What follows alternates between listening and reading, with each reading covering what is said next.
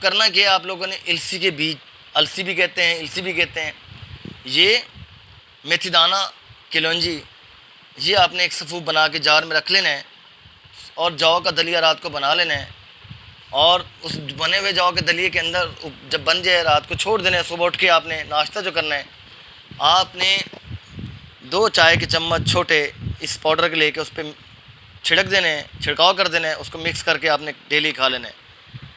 اور اسی طرح ڈیلی استعمال کریں۔ چائے سے کو خداحافظ کہہ دیں، چائے بالکل استعمال نہیں کرنی،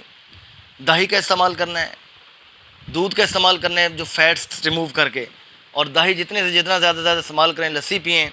لیمن کا استعمال کریں، شکنجبین پئیں، اگر شوگر نہیں ہے تو گڑ کا شربت پئیں، چینی سے ہٹ جائیں، نمک جو ہے آپ سوڈیم کلورائڈ کا انٹیک کم سے کم لیں، اور ایکسرسائز کریں، اور اللہ کے فضل فروٹس اور ویجیٹیبلز کا استعمال کریں، اور آپ جو ہے یہ بازاری چیزیں، فاسٹ فوڈز وغیرہ، اور اس کے ساتھ ساتھ یہ کڑھائیاں، ہوٹلنگ، ان کو اوائڈ کر دیجئے۔ انشاءاللہ آپ کا بلڈ پریشر کنٹرول ہو جائے گا، اور بلڈ پریشر کو مانیٹر ہر حال میں کرتے ہیں صبح شام۔ ایسا نہیں ہے کہ اس سے بہت فائدہ ہوگا، کنٹرول ہوگا، میڈیسن جہاں آپ کی ڈوز کم سے کم ہو جائے گی، اور ممکن اس وقت ہے جب مانیٹر کرتے ہیں آپ کو میڈیسن سے جان بھی چھوٹ جائے، لیکن مانیٹر کرے بغیر آپ میڈیسن کو ڈاکٹر کی مرضی کے بغیر اسکپ نہیں کریں گے۔ جب آپ بلڈ پریشر آپ کا اسٹیبل ہو جائے،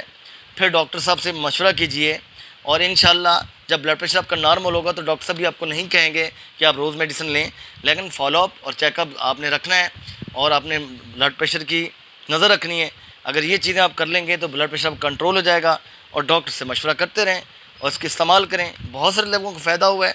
اور جب فائدہ ہوا ہے تو کیوں نہ میں آپ لوگوں سے شیئر کروں۔ جب کسی بھی اس چیز پہ استعمال ہوتی ہے، ریسرچ ہوتی ہے،